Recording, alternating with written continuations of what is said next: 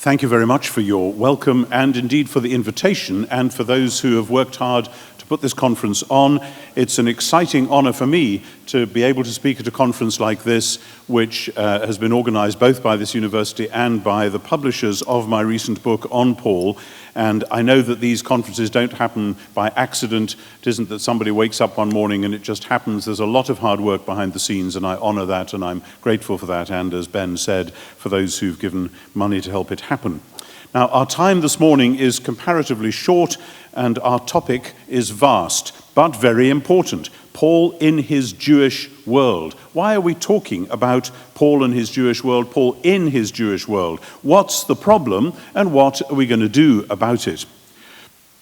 The problem, or perhaps I should say the opportunity, is that St. Paul is central to any understanding of earliest Christianity, and that Paul was a Jew, and that for many generations Christians of all kinds have struggled to put those two facts together.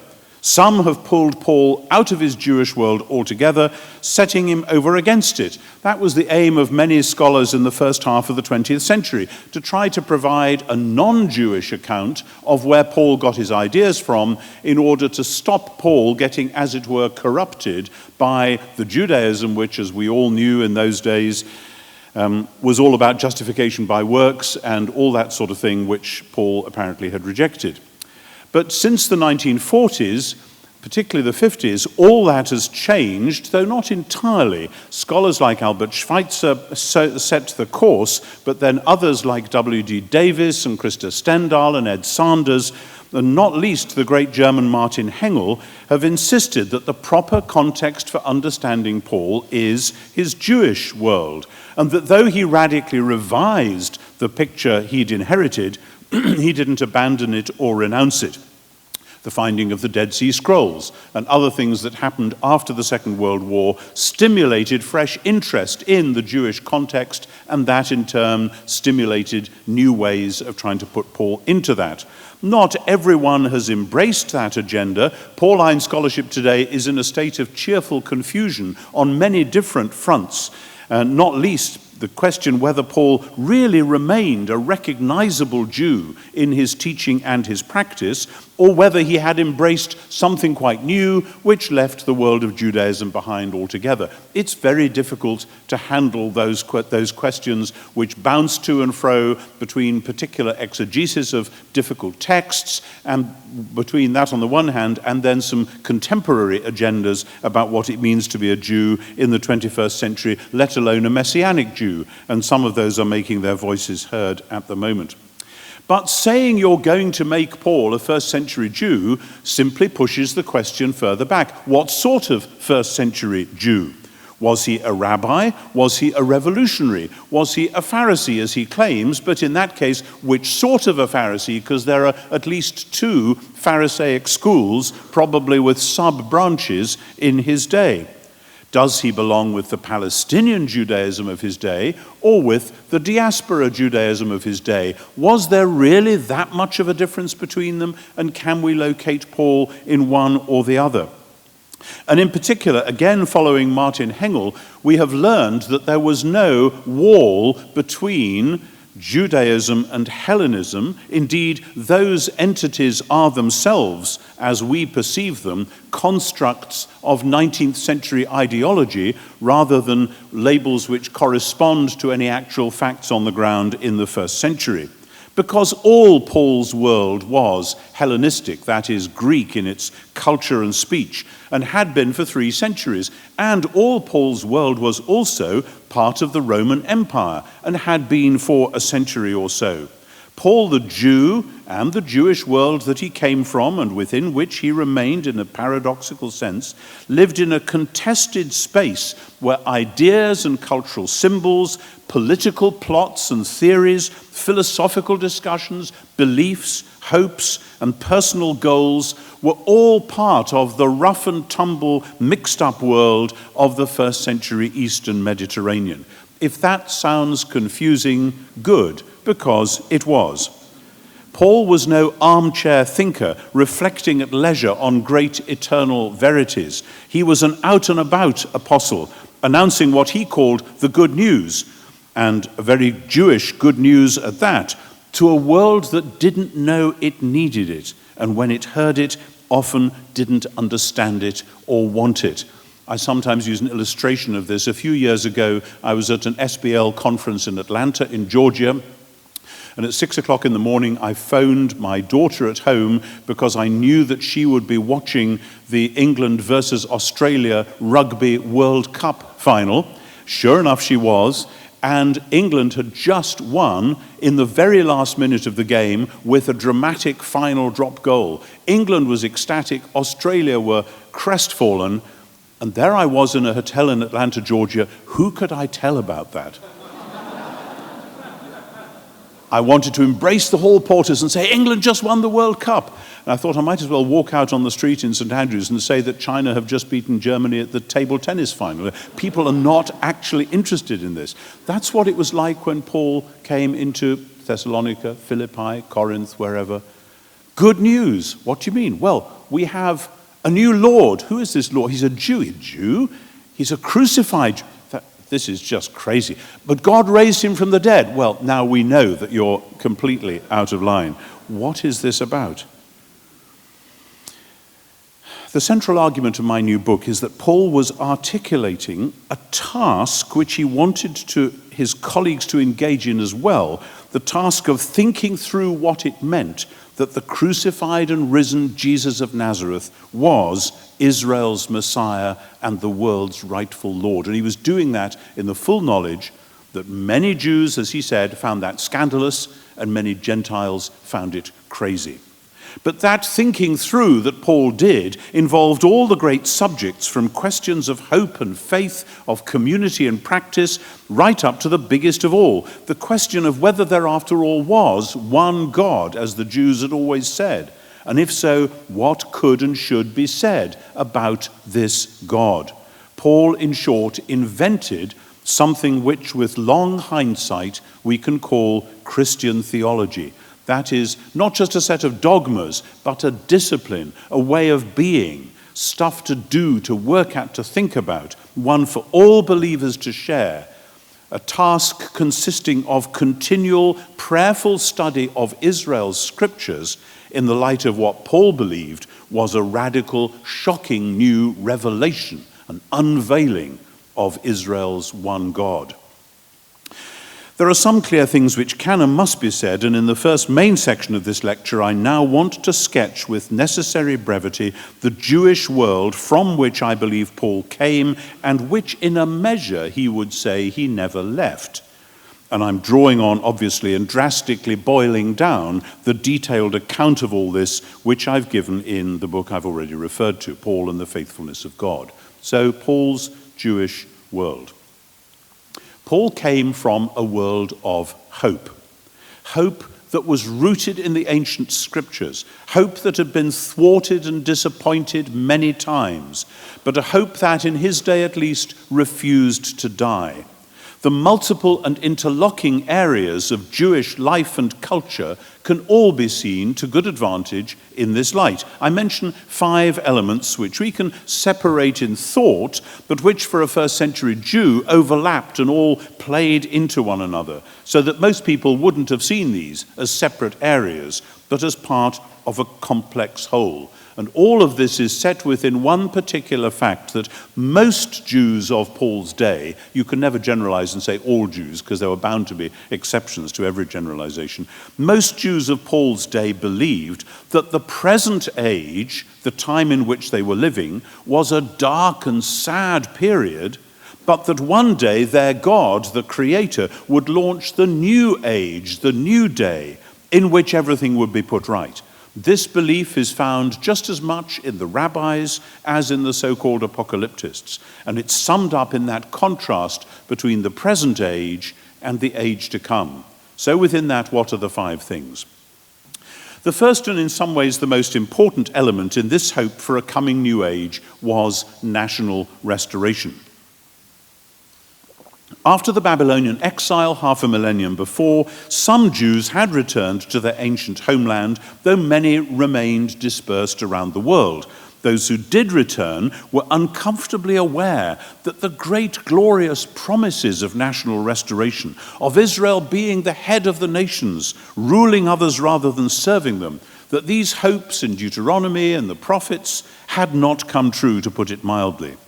In one classic scriptural passage, part of the oracle which the historian Josephus says drove many Jews to war against Rome in the 60s of the first century, in that oracle, in the book of Daniel, we find a reinterpreted prophecy about this long wait for national restoration. In Daniel 9, a classic text of Jewish apocalyptic, the visionary Daniel is told by an angel that the exile, the time of Israel's desolation, will not after all last for 70 years, as Jeremiah had said, but for 70 weeks of years. In other words, 70 times 7, that is 490 years. A long wait indeed. And there's plenty of evidence in the 2 centuries either side of Paul that Jews are puzzling over that number and calculating it, trying to figure out when will this 490 come to its great conclusion. And that prophecy was frequently linked with readings of the end of Deuteronomy, the last book in the 5-book Torah of Moses. And again, as we know from Josephus, the end of Deuteronomy was seen not merely as the backstory for Israel, but as part of the whole story, that the chapters at the end of Deuteronomy about Israel's exile because of the curses of the covenant, and then the final blessing, were things that would be fulfilled, they believed, in their own day. Lots of Jewish texts from this period combine Daniel and Deuteronomy in a variety of ways. And this generated and sustained the apocalyptic hope for a period of time in which, so to speak, everything would remain dark and accursed, but after which a sudden new moment would emerge. The present age would give way to the age to come. Some Jews went so far, following the hints in Psalms and Isaiah and elsewhere, as to see this age to come as a time when some sort of a Jewish empire would take over the world. All the glory of Adam would belong to them forever. In other words, they would share the glorious rule of humans over all creation. So this first element, national restoration, the real end of exile, call it what you will, remained central. But it was matched by a second element, which most scholarship has simply screened out, but which I persist in thinking is very important. It wasn't only Israel that went off into exile midway through the first millennium BC. It was Israel's God himself. According to the prophets, he had abandoned the temple because of Israel's wickedness, allowing Babylon to take it. And when the first wave of Jews came back from Babylon, they took their time over rebuilding the temple, but eventually they did. But then there was a puzzle. There was no sign that Yahweh, Israel's God, had come back to live in the temple. He hadn't returned in glorious majesty, as the prophets had said he would, to live there. In other words, there is no equivalent anywhere in the whole Second Temple period of that scene at the end of the book of Exodus where the divine glory, the Shekinah, fills the tabernacle in the wilderness, or the scene in 1 Kings 8 when Solomon builds the temple in Jerusalem and the glory comes and fills the house so that the priests can't stand in front of it.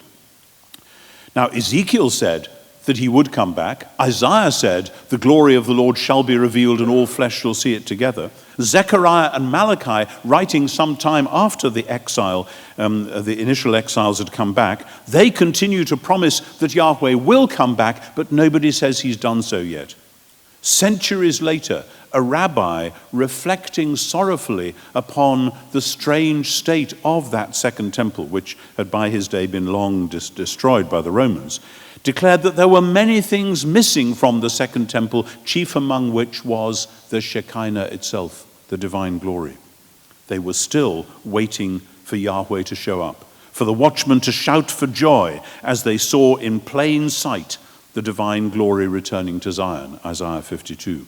Now, this expectation remained strong throughout the period, and it meant that inevitably Jewish attention was focused on the temple. That's where everything would happen, and all that went with it, the festivals, the purity laws, the sacrifices, and so on. And these first two elements taken together mean that Israel as a whole was waiting in line with much prophecy for a new exodus, a fresh liberation from the powers of evil, and a fresh coming of Yahweh to dwell in their midst. Think of the Exodus story and then imagine what it's like when you do Passover and the other festivals, and you tell that story year by year, and you live on it, and you sing the songs, and you want it to happen again.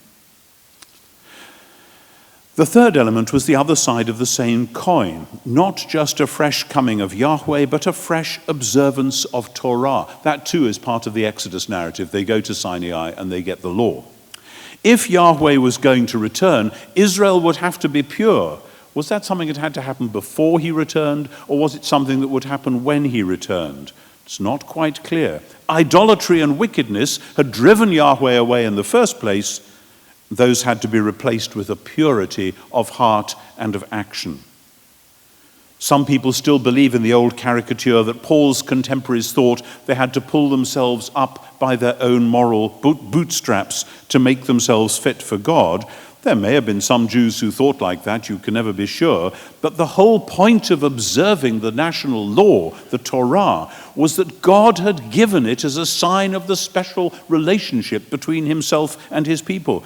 And if Israel wanted that relationship to hold and then to be renewed, then of course it was vital to keep the law as well as you could, with then the questions, but what does it actually mean? How do we keep this commandment in a different day, etc.? The great promises of national restoration, not least in Jeremiah and Ezekiel, included strong statements about hearts being renewed so that people would be able to serve Yahweh properly at last. And so there grew up, within this hope for the age to come that would break in upon the dark present age, there grew up a sense that if people were going to inherit the age to come, how would you tell that in the present? You'd be able to tell in the present who would inherit the age to come in the future, because they would be adhering to the covenant charter, the Torah, in the present time. Hence the importance of those cultural symbols, the specific works of Torah like circumcision and the food laws. These were the things that showed in the present who the loyal Israelites were, who would then be vindicated in the age to come. God would bring about his new world order with the renewed Israel at the center of it, and you could tell in advance who that renewed Israel was going to be. That is how covenant and eschatology and apocalyptic and many other things fitted seamlessly together. And that is more or less what Paul the Apostle, looking back on that way of life, called justification by works of the law. The fourth and fifth elements in the Jewish picture go together. When God does what God was going to do for Israel, then the nations would be brought into the picture. This is something that generations of Christians and scholars have not been able to get their heads around, as though, okay, Paul was the apostle to the Gentiles, that must mean he stopped thinking Jewishly in order to translate the message into Gentile language. That mistakes the whole dynamic of how biblical and subsequent Judaism works. The idea is God is the creator of all, therefore when he does for his covenant people what he's going to do, this will have worldwide implications. In most Second Temple visions, this means the nations being judged and condemned for their wickedness, in particular for their oppression of Israel itself. In some statements, following from Isaiah in particular, there was the possibility that the nations would come in and somehow share Israel's blessing. There's that line in Zechariah about many nations coming and taking hold of the robe of a Jew and saying, we'll go with you because we've heard that God is with you. A strange but powerful image which holds together creational and covenantal monotheism. Israel's God is the creator of the world. When he fulfills his covenant, there will be global consequences. And that's a Jewish message for and about the whole Gentile world.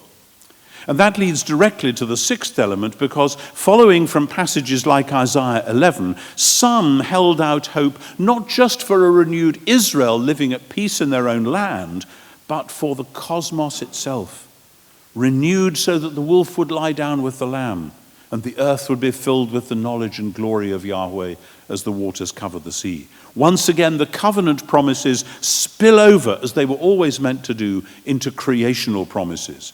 What God is going to do for Israel, he'll do for the whole world. And that promise of ultimate radical renewal of the whole creation is the context in which the Pharisees in particular believed that God would raise the dead. Of course he would. He was going to make a new physical world, and people would need new bodies to live within that world. This last point highlights for us a major difference between the ancient Jewish hope and the hope cherished by most Western Christians from at least the 10th century onwards.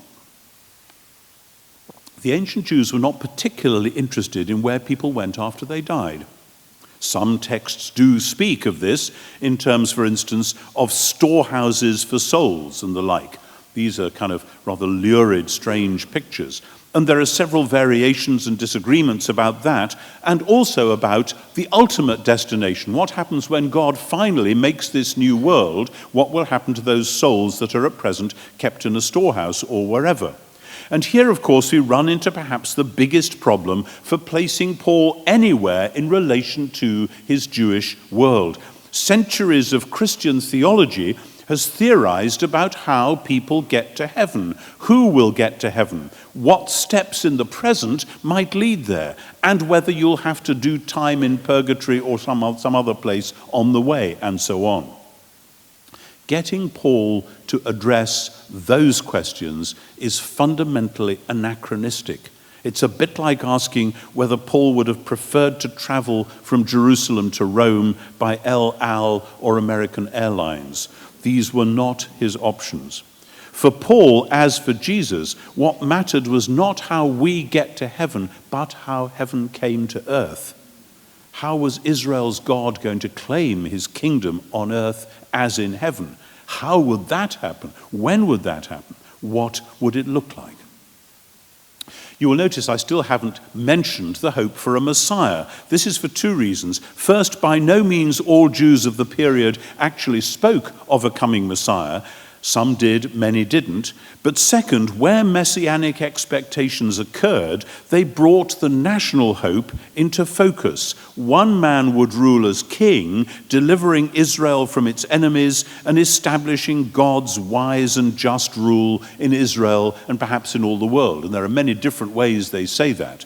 But the national hope remained the center, and the messianic hope where it occurred was, as it were, a sharp focal point of that. Now, just a couple of comments about this national hope before I turn to Paul. The many different parties and groups within the Jewish world of his day were distinguished largely by the different ways in which they interpreted these 5 elements that I've set out. How these things would happen, whether devout Jews simply had to sit back and wait for them, or whether they had to take up arms and engage in the struggle to get there, or what. And all of these variations were offering rereadings and fresh interpretations of the ancient scriptures. They were trying to discern how they pointed forwards to this coming new age. All of them could be expressed in terms of varied retellings of Israel's tragic narrative. Great beginnings, wonderful hopes, awful things happening ever, or almost ever since. There are many ways of doing this, but they exhibit a family likeness. And please note carefully, this has nothing to do, this sense of Israel's ongoing story, with the 19th century idea of an immanent process, a sort of world swirling progress which is just going to get there under its own steam. It has everything to do with rebel Israel living in darkness and exile, but God nonetheless steering history providentially towards the great, shocking new day that would burst in upon that history.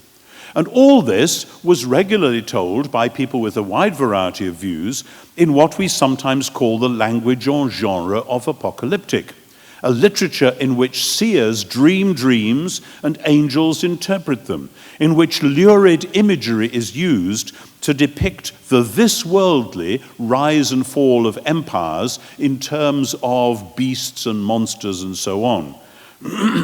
Indeed, as one recent writer on apocalyptic has rightly said, The apocalyptic writers, facing the power of pagan empire, do what they do by telling the story differently. They counter the totalizing narrative of pagan empire by narrating a larger historical context within which you can glimpse, they hope, God's purposes. Such writing, quote, asserts the transience and finitude of temporal powers, affirms God's government of time, and the outworking of God's plan in history. That is apocalyptic writing. That's true for the book of Daniel, easily the most popular apocalypse of the period, and for all the other books which share that genre. And we note from these remarks that all of this has a decidedly political and not least revolutionary edge to it. That's why this kind of thinking and writing frequently invokes the idea of suprahuman powers that have taken over the world. The line between non-human powers and political authorities was never easy to draw, not least because in the language and imagery of apocalyptic, lurid images of powerful monsters are frequently cartoon sketches intended to depict this or that pagan tyrant. But the strong sense that the world lies in the grip of powers which Israel by itself couldn't escape is rather obviously a way of talking about continuing exile under the rule of Babylon, Persia, Greece, Egypt, Syria, or finally Rome. The Jewish hope lived within, wrestled with, and continually tried to subvert the world in which the powers appeared to reign supreme. I've argued in detail in my book that Paul, to move to Paul now, belongs exactly within this Jewish world, but that he, as it were, explodes it from within.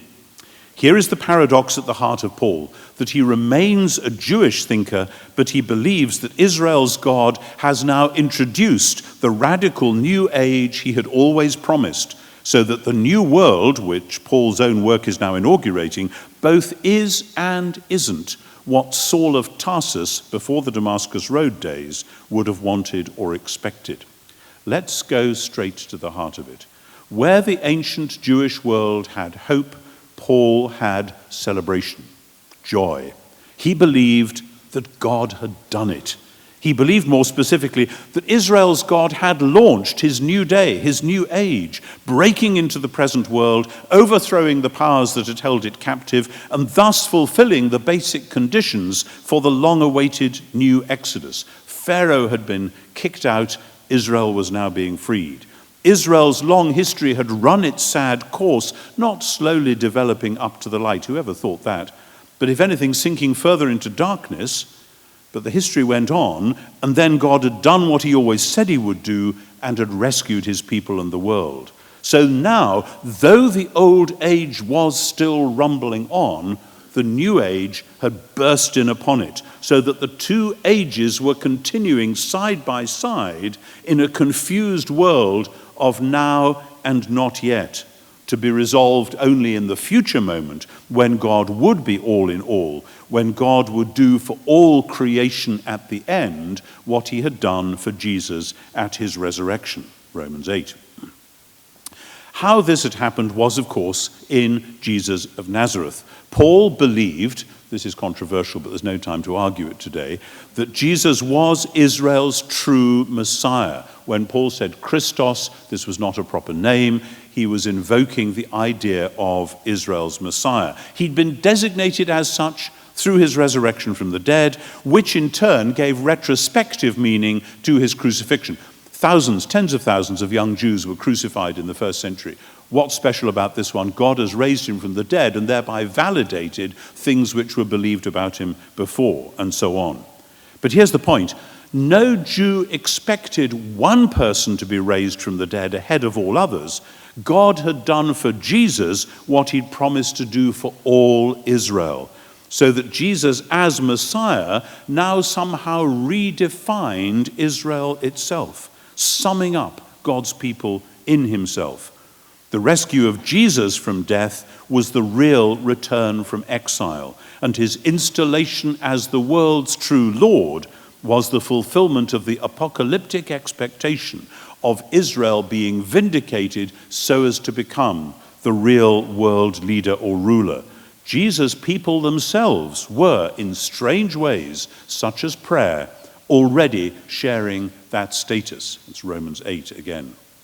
In particular, Paul believed that with this extraordinary revelation of the long-awaited divine purpose, one could at last glimpse where the real problem had been all along.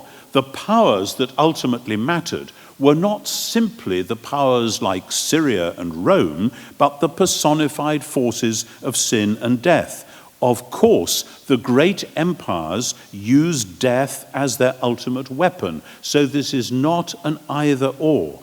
Paul, as a thinker firmly within the apocalyptic tradition from at least as early as Daniel to at least as late as 4th Ezra, saw the rulers of this age both as Caesar and his henchmen and as the shadowy non-human forces that stood behind them and used them and acted through them. Paul said that all of that had been overthrown in the crucifixion of Israel's Messiah. And this gave Paul an in-depth analysis of the human plight, a kind of deepening of all the senses of plight which had been there in Israel before him. Paul now saw clearly that Israel shared the same problem as the rest of the human race. What gave death its grip on the world was what Paul called, if you like, sin with a capital S, which in some places almost becomes a synonym for the Satan.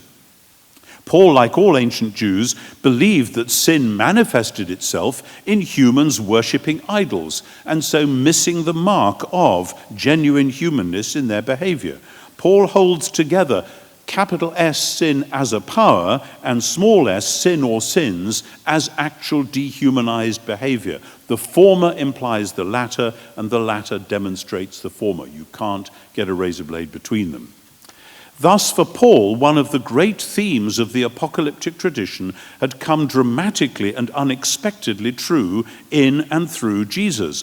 The law court scene in Daniel 7 remains implicit behind much subsequent Jewish apocalyptic, so that the overthrow of the powers on the one hand and God's forensic law court judgment and vindication on the other belong inalienably together. Those of you who know the scholarly debates on this will see what I'm trying to do here. Jesus' crucifixion reveals to Paul, like Jerusalem's fall revealed to 4th Ezra, that the human problem and Israel's problem were at bottom one and the same, going back to Adam himself, as well as invoking the rebellion of non-human powers in Genesis 6 and the arrogance of human empire in Genesis 11. They all go together.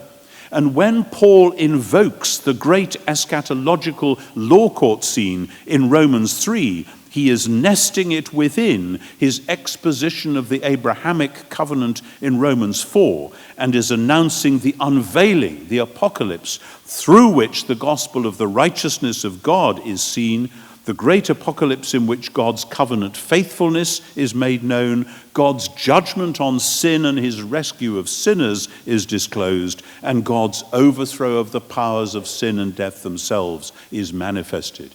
You shouldn't split these things up, as is so often done. For Paul, they belong together. Of course, it's complicated. Of course, you cannot say everything in the same breath. So sometimes Paul is emphasizing this and sometimes that. But I hope you can start to see how these belong together.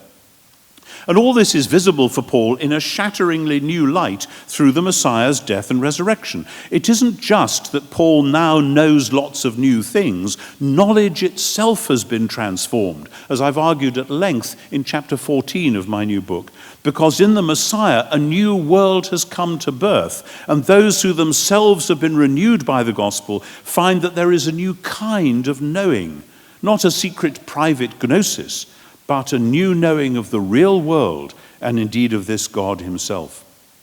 But if Israel's Messiah has died and been raised, then, and for Paul this was central, then Israel itself has, in some sense, been radically redefined by those same events.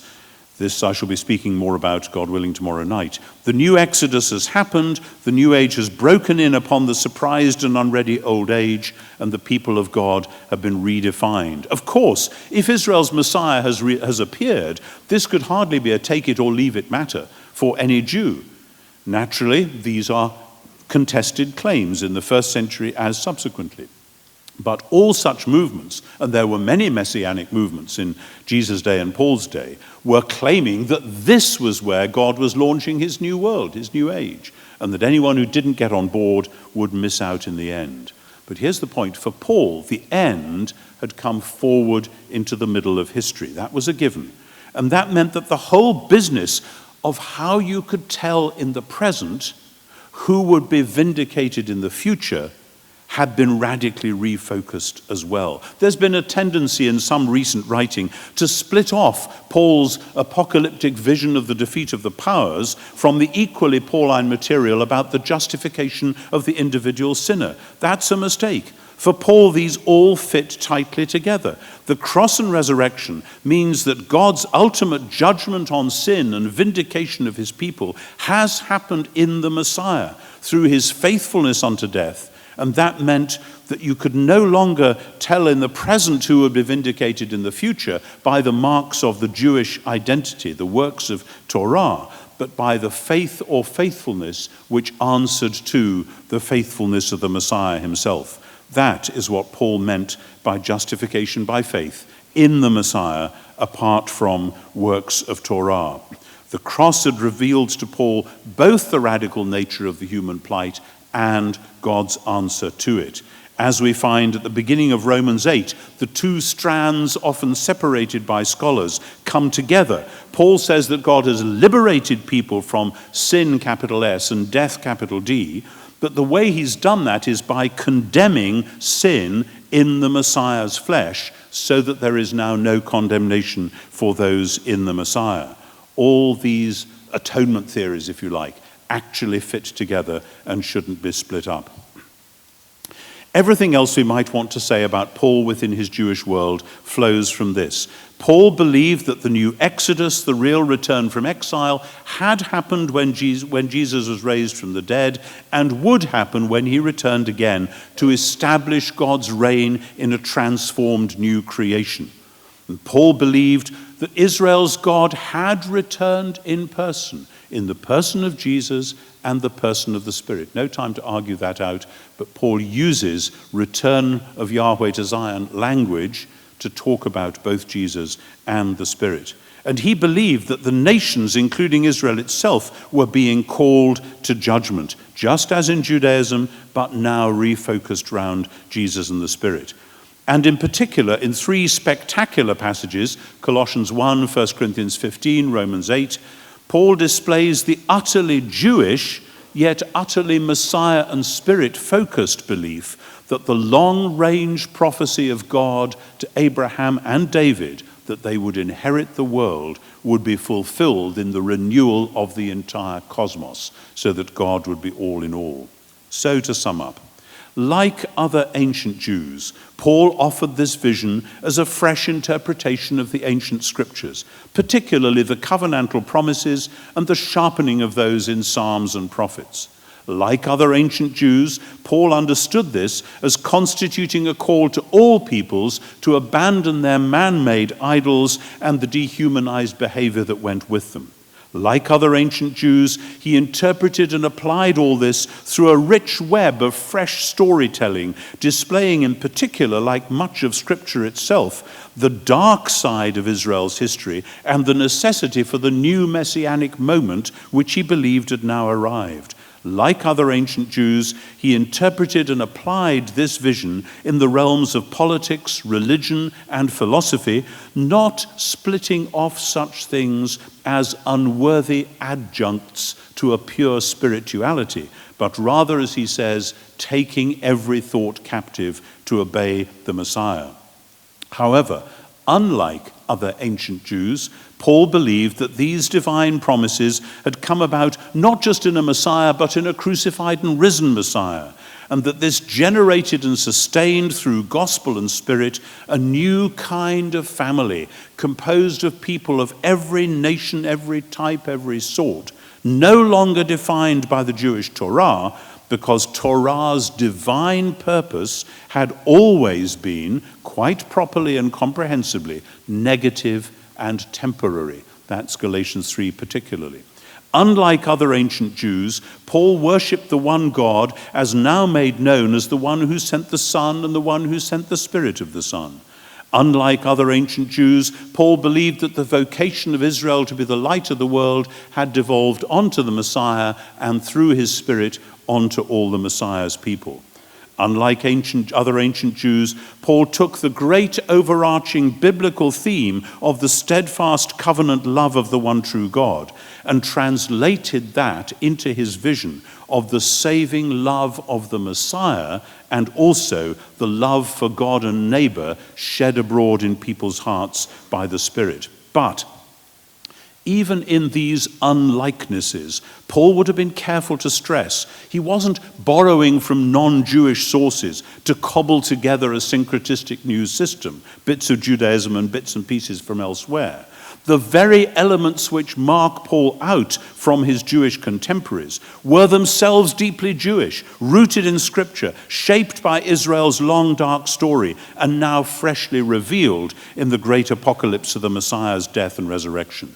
When, therefore, we place Paul within the Jewish world of his day, we see clearly that even the places where he stands out most distinctly from what other Jews were thinking and saying, indeed, precisely at those places, he is claiming that this is exactly the long-awaited fulfillment of God's promises to Abraham and indeed of God's purposes for creation itself.